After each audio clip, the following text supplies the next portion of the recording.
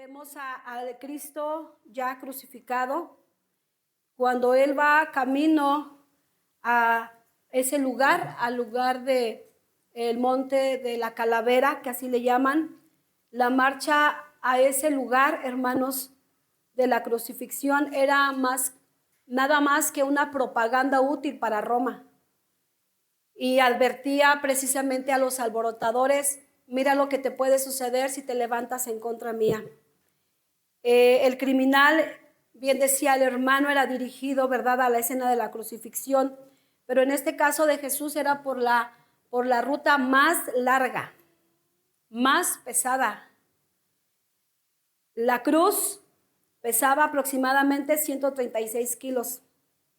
La víctima solo cargaba el travesaño solamente, pero solo ese palo pesaba de 34 a 56 kilos. Y el Señor Jesús ya había sido flagelado, ya había sido herido desde la madrugada. El Señor Jesús estaba muy cansado, Él estaba agotado, porque un día antes había instituido la Santa Cena. Había cenado con sus discípulos, había orado por ellos, había orado no solo por ellos, sino también por nosotros. Amén. El Señor estaba cansado, agotado, débil. En ningún momento de los juicios que Él presentó se le dio alimento. En ninguno de los juicios. Todo fue, hermano, con el deseo de que este hombre, Cristo Jesús, padeciera. Y vea, hermano, qué increíble es que los religiosos fueron quienes lo llevaron al punto de morir.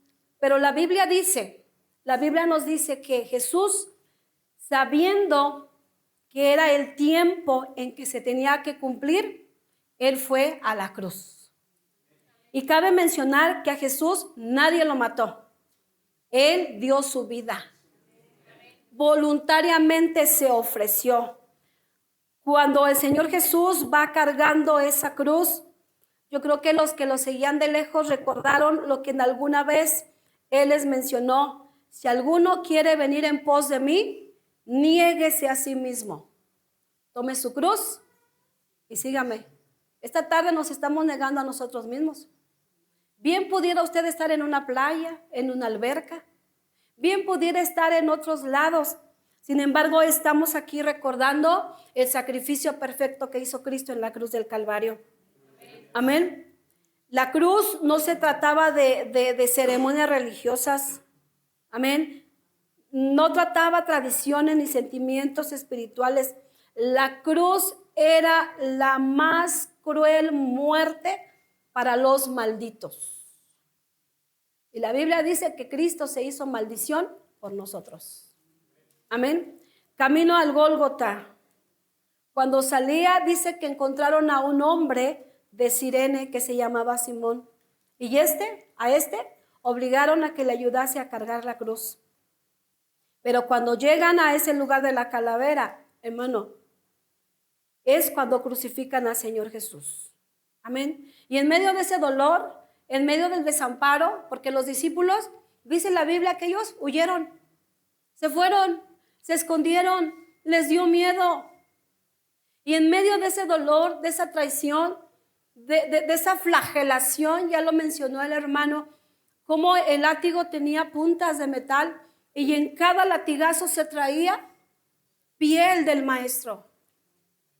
Si usted no ha visto la película de La Pasión con Mel Gibson, yo se la recomiendo que este día lo vea. Véalo. Y aún así se queda corto. Se queda corto, hermano. Y si eso a nosotros no nos conmueve, pues ya no te conmovió nada. Pero Cristo fue herido, lacerado, molido por nuestros pecados. El castigo de nuestra paz fue sobre Él. Pero en medio de ese terror, en medio de esa desesperación, en medio de ese sacrificio, en medio de ese dolor, los clavos largos, la tradición nos lo muestra muy puntiagudos, no, eran clavos chatos que penetraban las manos del maestro, sus manos y sus pies. Y luego su corona de espinas, pero no muy superficial, no, clavada.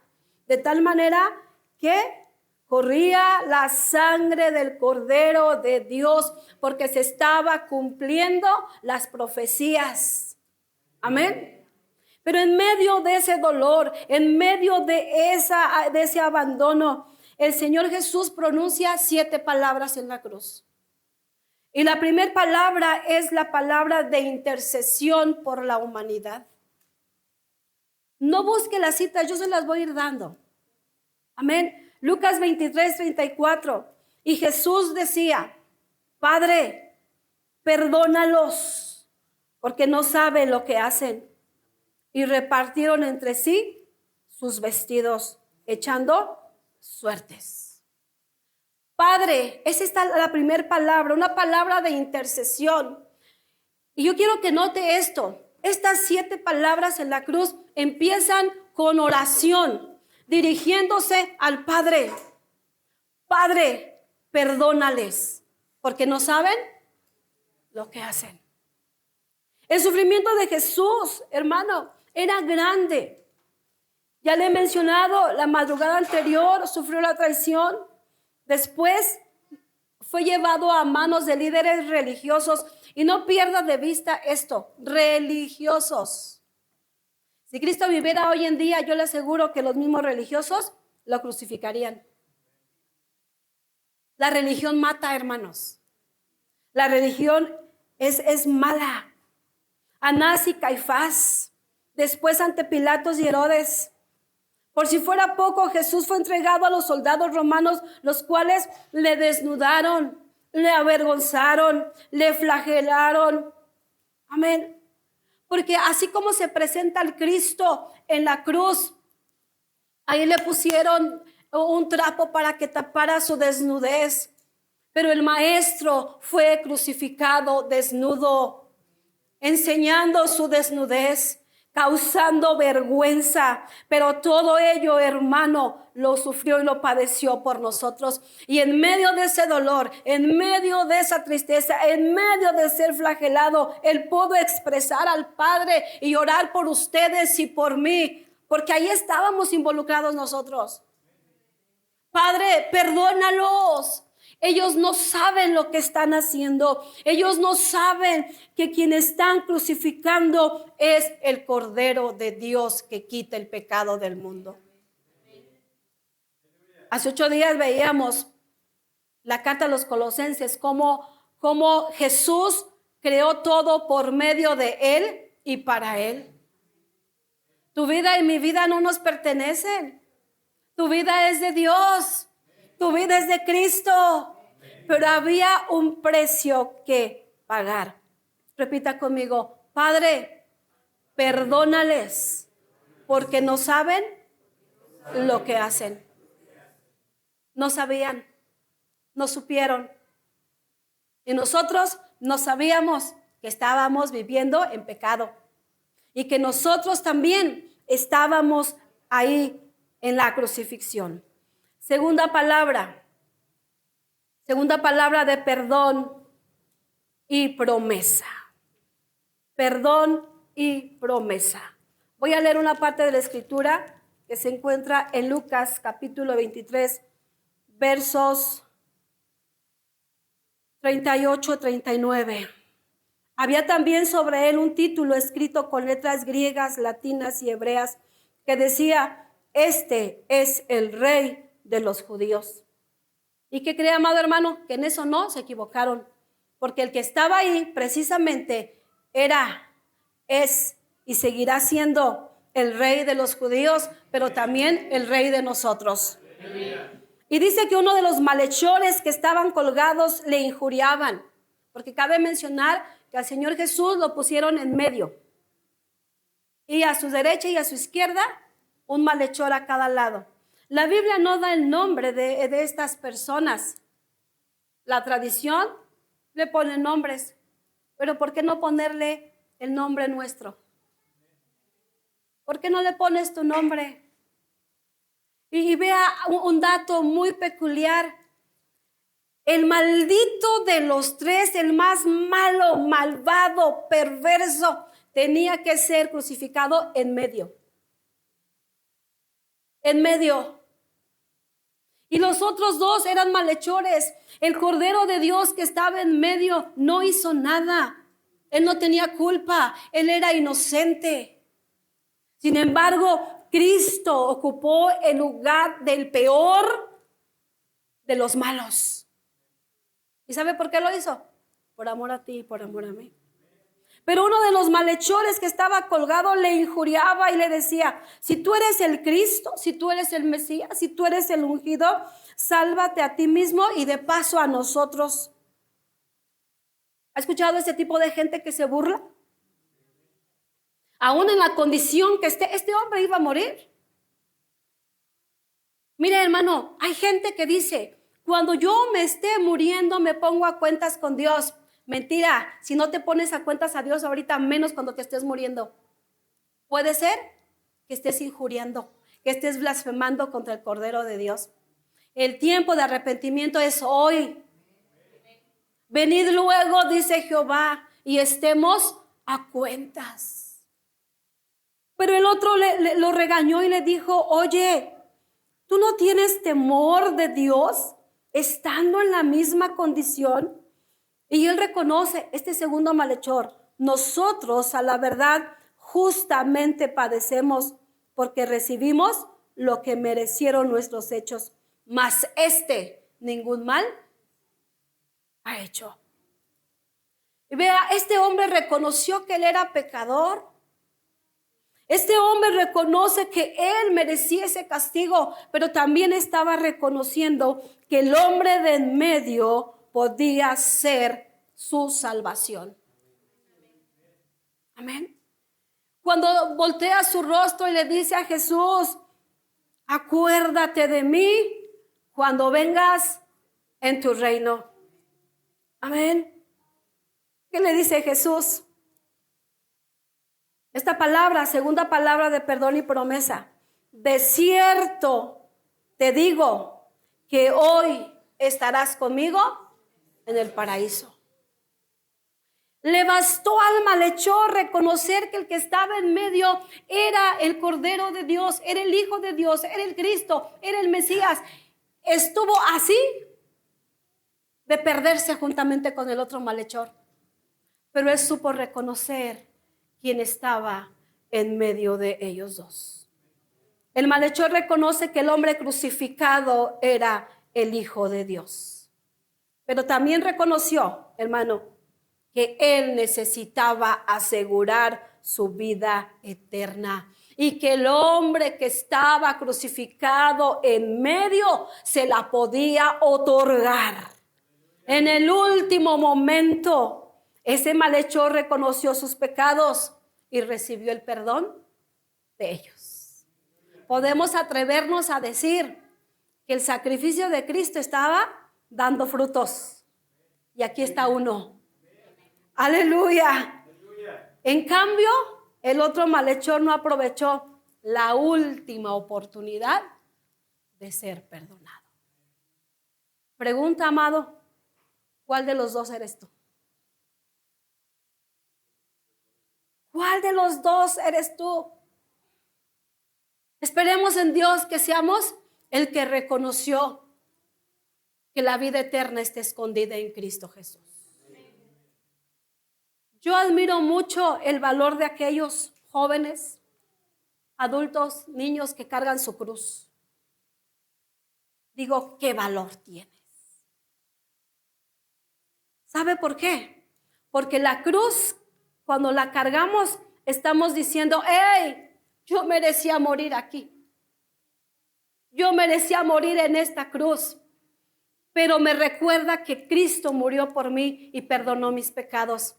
Pero por esta cruz yo vivo una vida entregada, consagrada al Señor.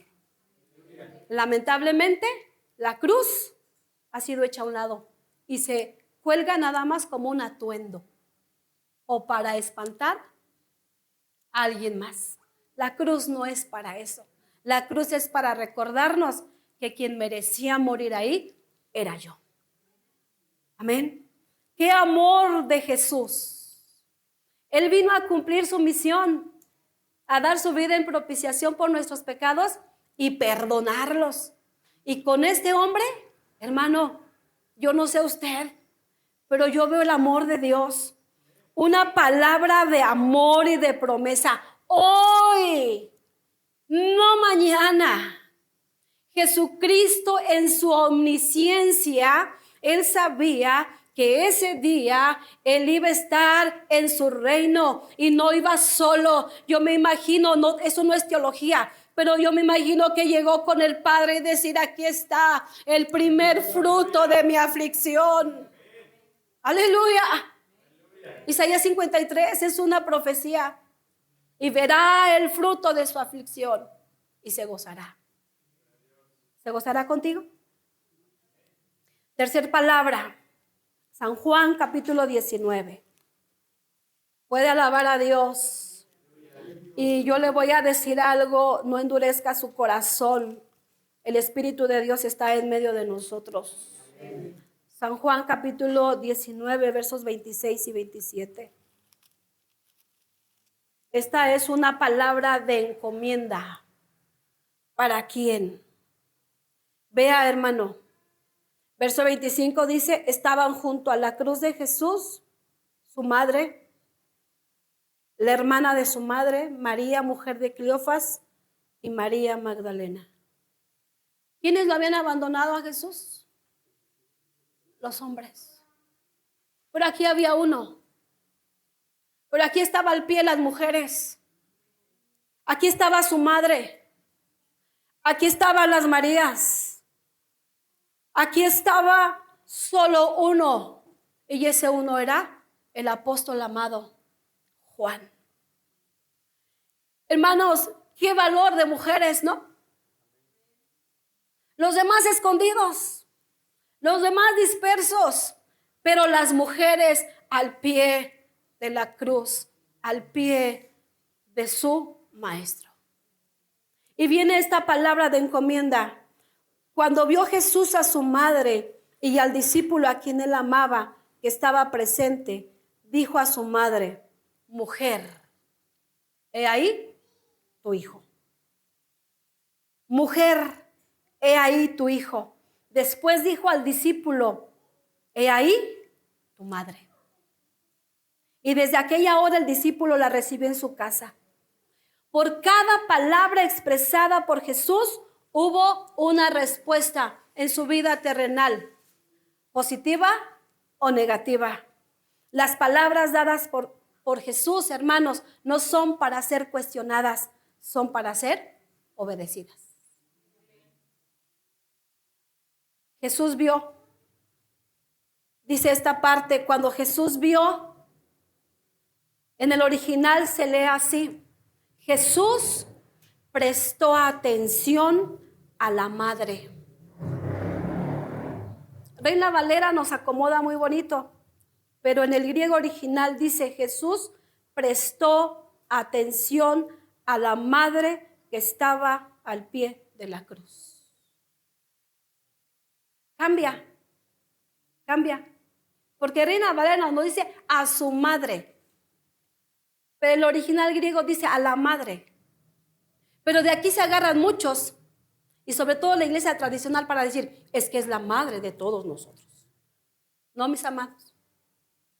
Yo lo que rescato aquí es que Jesús prestó atención a quien fue el vaso escogido para que él naciera. Jesús se dirige a María con la palabra mujer. No le dice mamá, ¿se dio cuenta? Mujer. Al menos en 2 ocasiones se dirigió Jesús a ella de esa manera.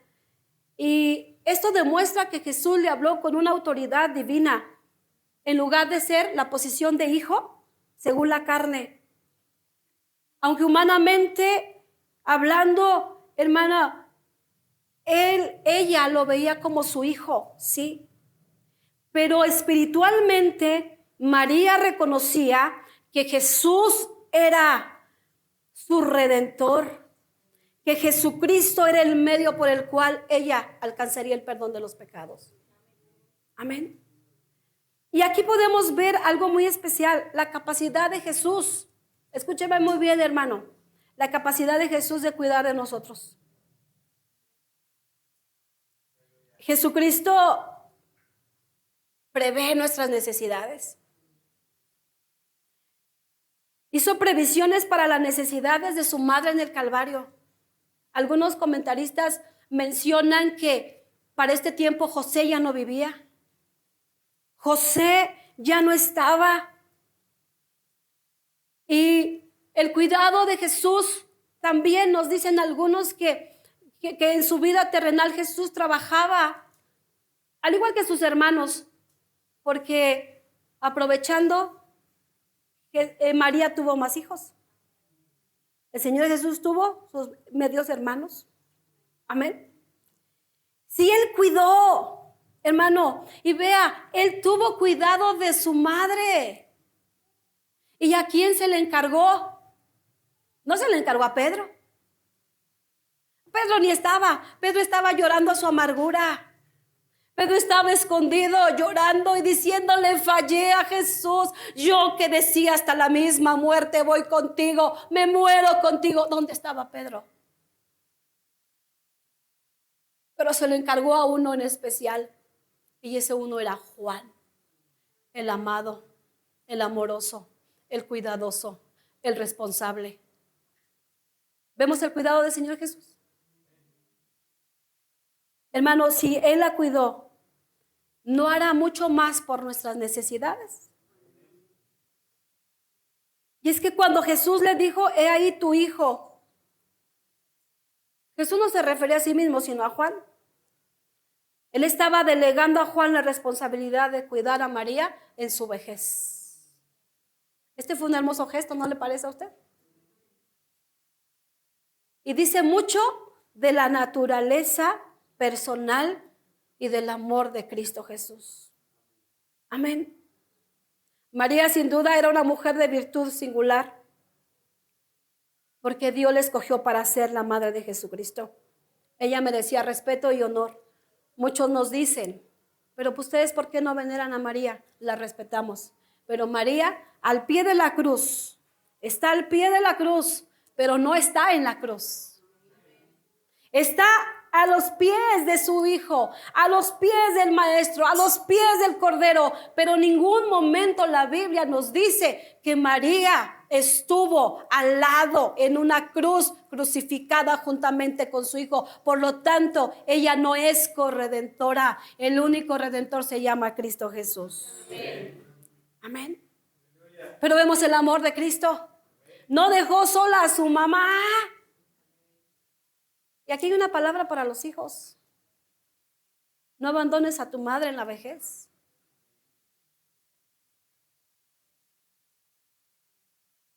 Va a decir, hermana, la enseñanza del martes fue más que suficiente, ¿no? Hijos, no abandonen a sus padres. Jesús es Dios. Pero Él, hermano, no se fue sin dejar arreglada su casa, sin dejar arregladas las vidas. Y le encomendó a este discípulo amado. Esta palabra tercera la termino diciendo, ¿seremos de confianza para el Maestro? ¿Que nos puede encomendar algo? ¿Que nos pueda decir, hijo, cuida de tu mamá? ¿Cuida de tu padre? No tiene. Y muchas veces nos argumentan y nos dicen, si usted supiera los padres que tengo, la Biblia dice, hónralos. Cuarta palabra, Mateo 27:45.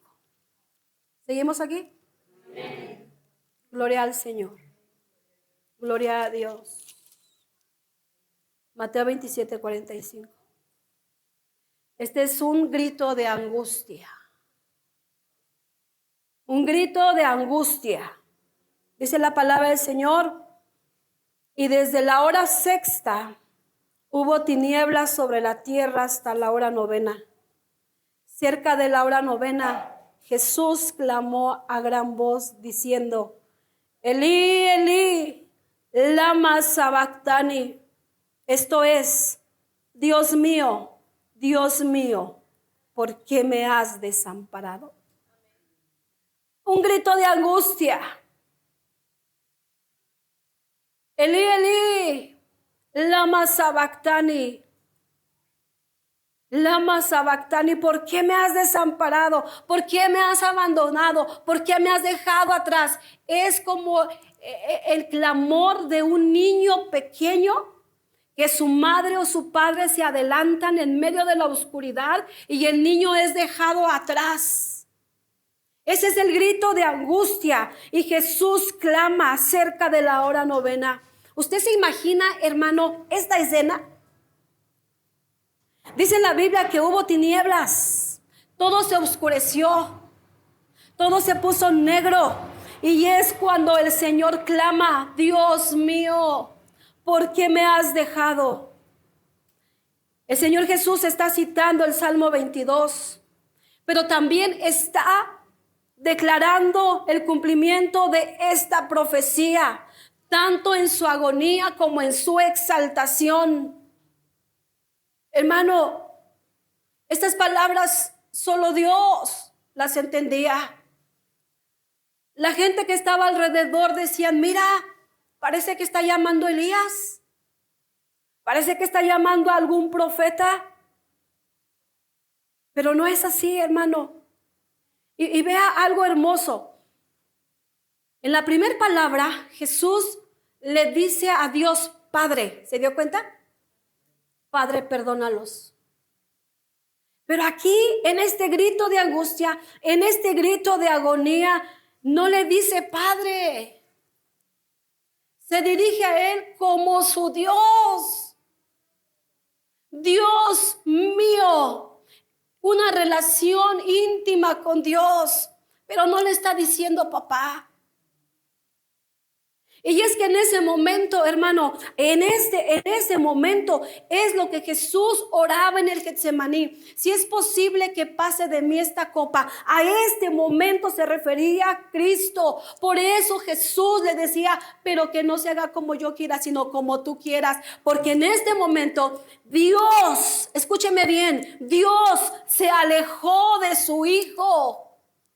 Porque en ese momento el Cristo crucificado era el Cordero, era la víctima y estaba siendo derramada la copa de la ira de Dios sobre su Hijo. Porque en ese momento se estaba expiando tus pecados y mis pecados.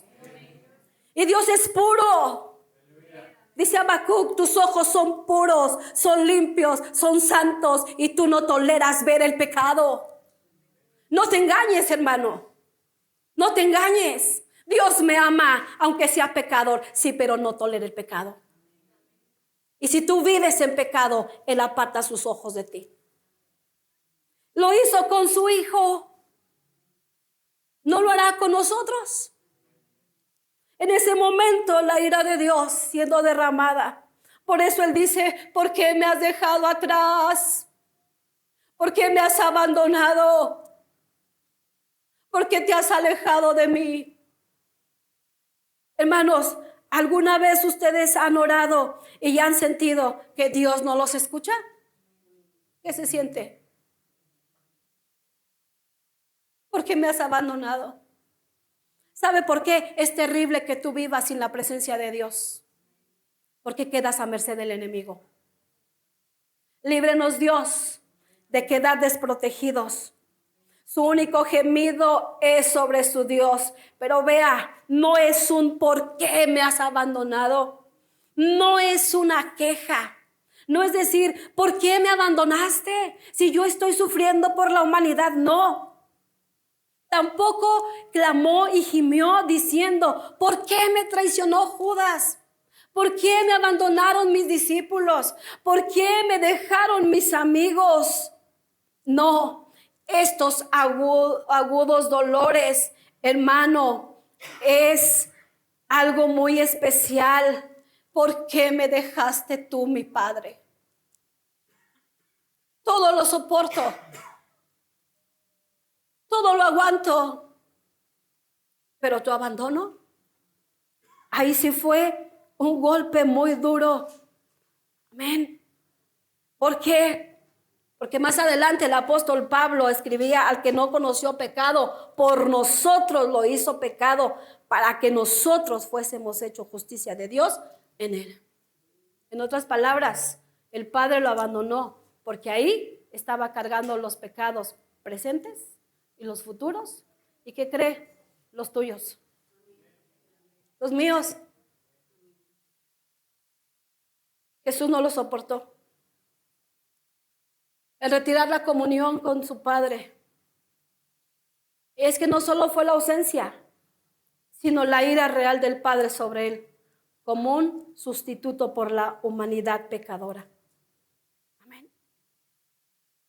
El que merecía estar en ese lugar era yo. Diga conmigo, era yo. Amén. Esta fue la verdadera agonía de Jesucristo en la cruz. En algún punto, antes de que muriera, antes que el velo se partiera en dos, antes que clamara las siguientes palabras, se lleva a ese cambio espiritual. Dios el Padre echa toda la culpa sobre su Hijo, la que merecía nuestros pecados. Y Cristo, hermano, aunque en su angustia, pero lo llevó con él perfectamente, siendo satisfecha la ira de Dios. Por eso a mí en lo personal, como me gusta esa alabanza, que dice en su letra así: fue satisfecha la ira de Dios en la cruz del Calvario. Amén. A pesar de lo horrible que fue el sufrimiento físico de Jesús, este sufrimiento espiritual, el acto de ser juzgado por nuestros pecados, hermano, fue realmente lo que Jesús temía en la cruz. Amén.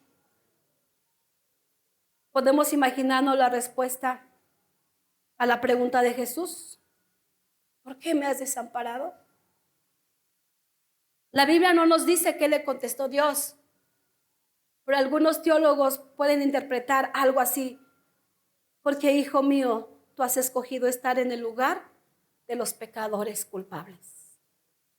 Tú que nunca conociste pecado y recibir mi ira sobre ti, haces esto con un gran amor. Entonces Dios bien pudo haber dicho lo que más tarde el apóstol Pablo nos dice, ¿no? Que su Padre, que Dios le exaltó a Jesucristo hasta lo sumo y le dio un nombre que es sobre todo nombre, para que en el nombre de Jesús se doble toda rodilla. Puede alabar el nombre del Señor. El pecado tuvo un precio que pagar y se necesitaba un cordero perfecto, y ese cordero fue Cristo Jesús. El Cordero de Dios conoce la soledad, por lo tanto te entiende en los momentos más críticos de tu existencia. Por eso a veces nosotros somos así como que de decir: ¿cómo que sufres por esto? Si tú tienes al Cordero de Dios en tu vida, Él te va a comprender a la perfección. Acude a Él. Echa mano de Jesús. ¿Por qué andar enlutado? Decía el salmista: por la opresión del enemigo. ¿Sabe por qué andamos enlutados? Porque queremos. Porque el Cordero Pascual hoy en día sigue teniendo poder y te entiende a la perfección lo que tú estás pasando. ¿Estás en tristeza? Él te comprende. ¿Estás en abandono? Él te comprende. ¿Estás en soledad? Él te comprende. ¿Estás en abandono? Él te comprende. Acude a Él. Aleluya. Quinta palabra. Palabra que se le ha determinado de humanidad. Y bien pequeña: tengo sed. Diga conmigo: tengo sed. San Juan, capítulo 19. Gloria al Señor. Alabe a Dios, hermano. Nos vamos a fusilar la frase del hermano Rubén, ¿verdad? Pónganse en medio alabanza, modo alabanza, dice él. Amén. Cuando nosotros meditamos en la palabra del Señor, lo que Él hizo en la cruz del Calvario, no nos queda más que rendirnos a sus pies.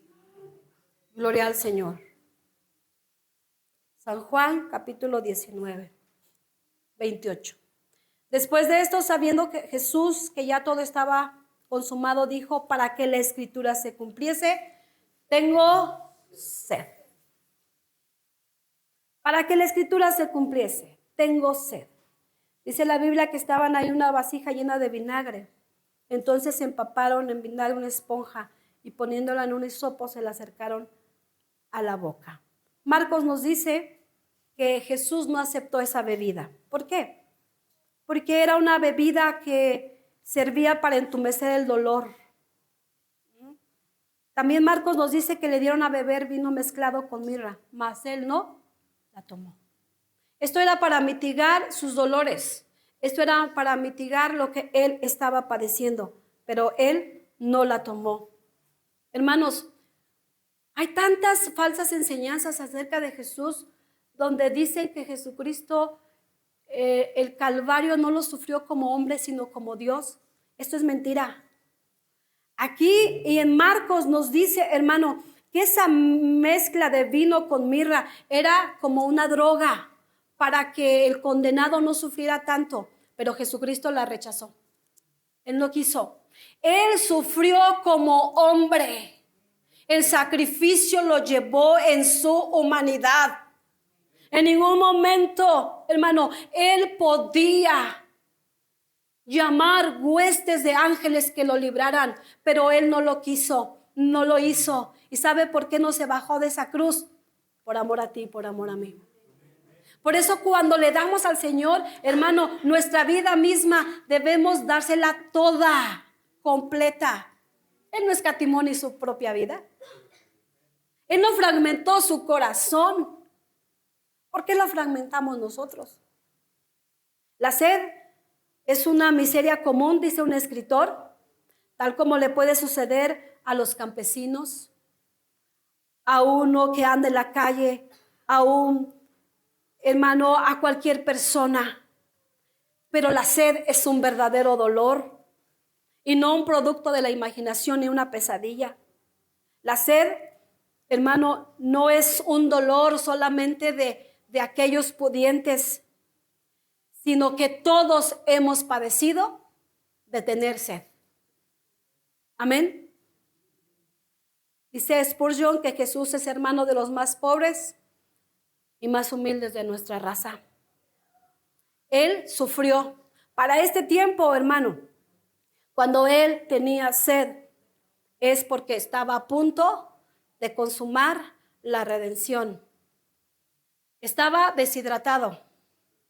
Él fue detenido de la madrugada. Ya había perdido mucha sangre. Él estaba deshidratado. Los clavos, lo que produce la enfermedad del tétanos. El Señor Jesús ya estaba esa enfermedad en su piel. Él ya estaba mal. Él necesitaba agua. El precio estaba siendo pagado y todo estaba listo para pronunciarlo. Pero cuando él dice, tengo sed, escuche bien, cuando él dice, tengo sed, es porque está pasando lo peor de su sacrificio. ¿Y sabe usted que hoy en día el Señor sacia a toda alma sedienta? ¿Cuál es nuestro papel ahora, amados? Traer esas almas sedientas para que Él les satisfaga. Él ya no tiene sed física, ya no. Nosotros somos los sedientos. Nosotros necesitamos el agua viva. Yo necesito el agua viva que es Cristo Jesús. Amén.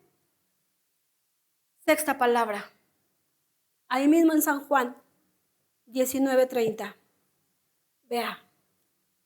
Cuando Jesús hubo tomado, Juan nos dice que tomó el vinagre, dijo, consumado es. Esta sexta palabra es una palabra de victoria. Diga conmigo, de victoria. Y esa palabra es consumado es. Aleluya. Gloria a Dios. Consumado es. Jesús estaba terminando la obra y el propósito eterno de la cruz. La palabra en griego original es tetelestai, en el antiguo griego. Pero ese tetelestai era el clamor de un ganador. Por eso me atreví a ponerle palabra de victoria. Este tetelestai es palabra de un victorioso, de un ganador, de un triunfador, de un vencedor. Y Jesús está diciendo: terminé la obra. Está diciendo: obra terminada. Es el fundamento de nuestra fe y nuestra paz cristiana. Jesús está diciendo: deuda cancelada, deuda pagada.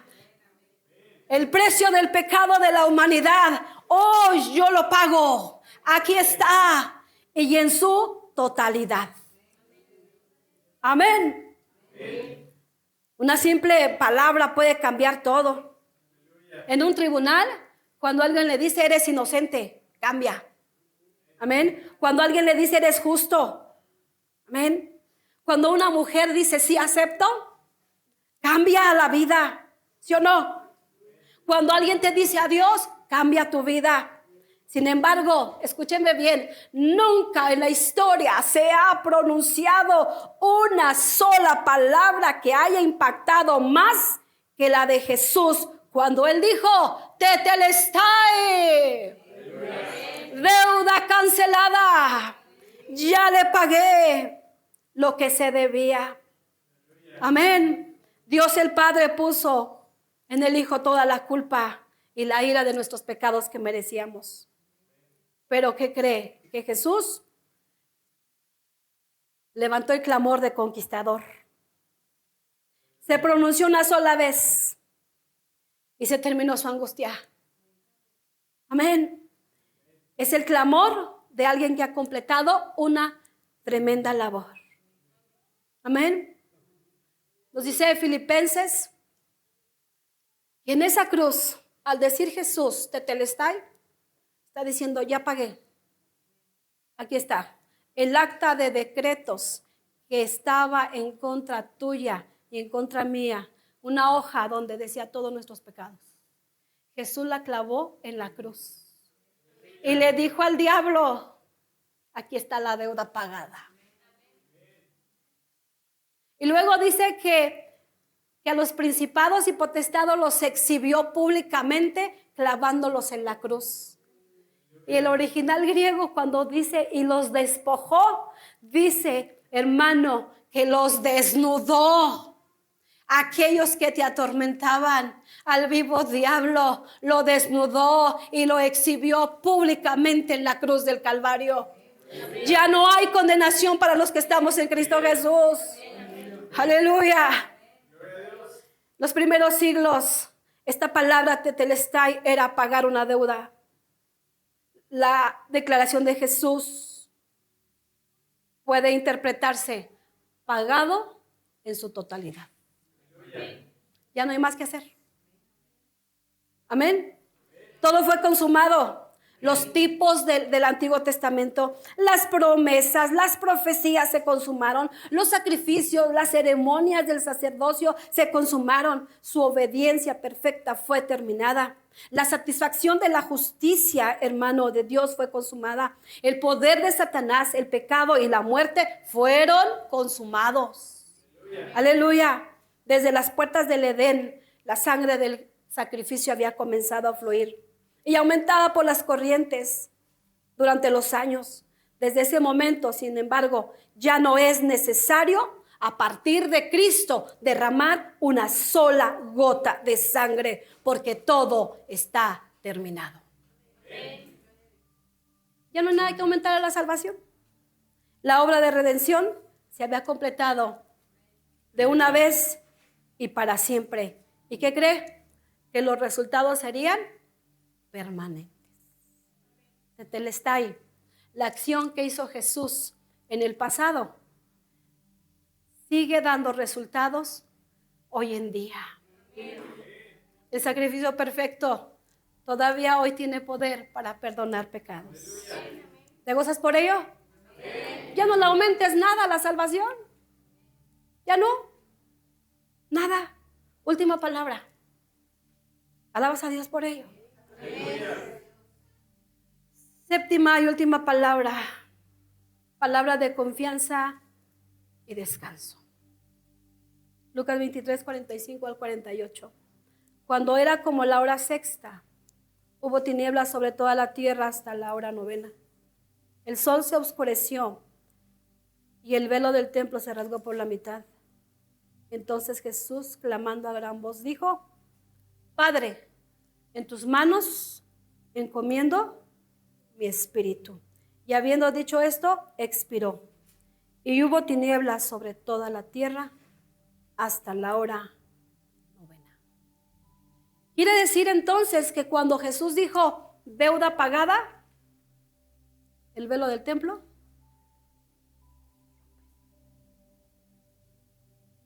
el sol se oscurece, el velo del templo se rasga por la mitad. Y Jesús clama, pero vean cómo dice, a gran voz. Y regresa con el Padre, ¿se da cuenta? Acá en el abandono era su Dios. En el inicio Él dijo, Padre, perdónalos. Jesús inició estas palabras orando. ¿Y cómo termina? Orando. Padre, en tus manos encomiendo mi espíritu. Confianza, descanso. Habiendo dicho esto, inclinó su cabeza y murió. El velo del templo se rasgó por la mitad. ¿Qué significa esto? Primero, ahora el hombre tiene acceso directo ante el trono de la gracia. Amén. Segundo, nadie debería pensar nunca más que Dios moraría en templos hechos de manos de hombre. A partir de ese suceso, Cristo habita acá. Y nosotros nos reunimos en un templo, pero para adorarle como en esta tarde. Aleluya. Vea usted que un crucificado a duras penas podía respirar. Pero aquí nos muestra que Jesús todavía estaba en control del mismo. Yo espero que nadie se me distraiga, por favor. Mano Rubén, atienda al hermano. Vea, hermano, esto es crucial porque voy a terminar. El hecho de que él pudiera alzar su voz, hermano, Padre, en tus manos encomiendo mi espíritu. Su trabajo en la cruz era completo y con oración entregó su espíritu vivo al Dios Padre, mientras en la cruz entregaba su cuerpo. Aleluya. El Señor Jesús inicia en oración y termina en oración. El Señor Jesús nos muestra, hermanos, que Él dio su vida cuando Él quiso. ¿Dicen amén? Amén. De la manera que Él quiso. Amén. Nadie le quitó su vida. Él mismo la entregó. Y cuando su trabajo terminó, hermano, Él se fue a los brazos de su Padre. Amén. Gloria a Dios. Amén. Cristo inició la crucifixión orando y terminó orando. Una vida de oración. Aleluya. Necesitamos orar. Termino. Acontecimientos importantes posteriores a la muerte de Jesús.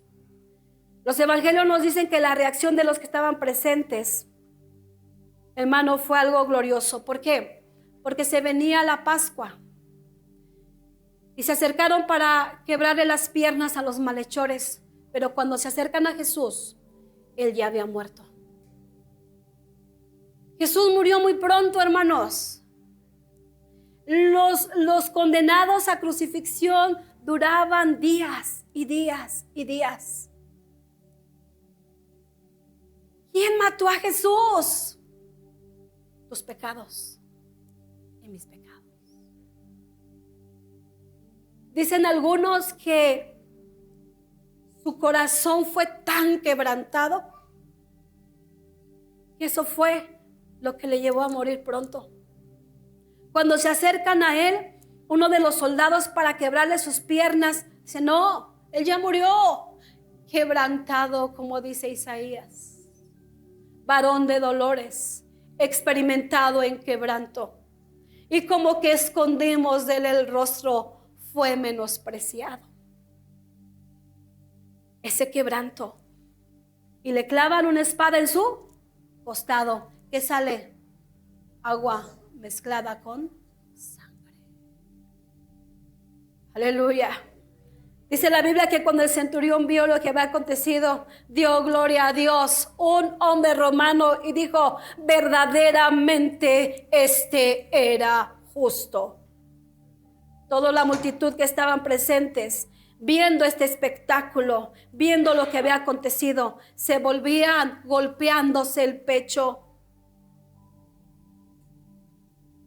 Las mujeres que lo habían seguido desde Galilea estaban de lejos mirando estas cosas. Amén.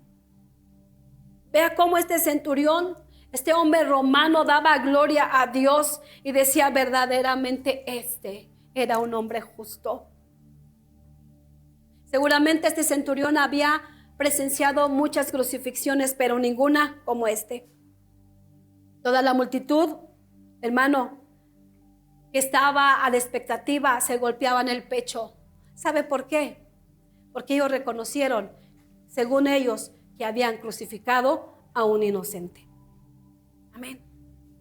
Y como estaba pronto la Pascua, hermanos, tenían que bajar pronto el cuerpo.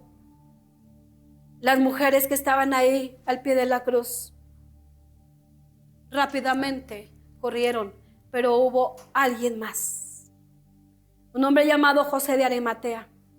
Era un miembro del Consejo Judío, un miembro del Sanedrín, que no había sido, hermano, partidario de lo que les estaban haciendo a Jesús.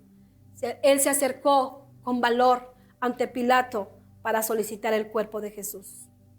Y se le concedió juntamente con Nicodemo, un hombre que había venido de noche a Jesús. Y las mujeres que le habían seguido, hermanos, limpiaron el cuerpo del maestro, lo envolvieron en unas sábanas limpias, nuevas, y dice la Escritura que lo llevaron a un sepulcro nuevo. ¿Qué hicieron los soldados romanos? El gobierno romano pusieron un sello, colocaron una guardia en la tumba. Esta medida de prevención era destinada para, hermano, para impedir que cualquiera se metiera a robar el cuerpo de Jesús. Amén.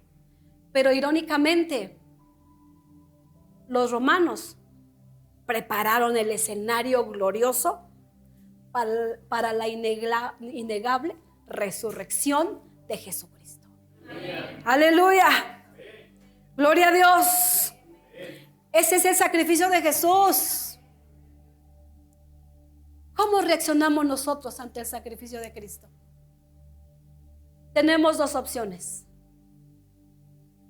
Ser como parte de la profecía que dijo Isaías: ¿le veremos con indiferencia? ¿Le menospreciaremos el sacrificio de Jesús? Y podemos decir: bueno, Él quiso. Tal vez usted en su corazón está diciendo: pero ¿qué gente habrá que desprecie el sacrificio? Déjeme decirle, amado oyente, que sí lo hay. O seremos de aquellos que, si no son salvos, yo quiero decir el día de hoy, escúcheme bien, hoy es el día de salvación. El Cristo que fue crucificado, su sangre que fue derramada para el perdón de pecados, hoy en día tiene poder para perdonarte a ti. Y a los que somos salvos por la gracia de Jesucristo, nos queda más que agradecerle al Señor y decirle: gracias, Cristo, porque pagaste la deuda que era mía, pagaste por mis pecados. Y decirle a Jesús: ¿qué viste en mí? Si yo era el más vil, el más menospreciado, el más pecador de esta humanidad, pero la gracia de Jesucristo te alcanzó, te abrazó, te perdonó y hoy tu nombre está escrito en el libro de la vida. ¿De cuáles eres tú? Póngase sobre sus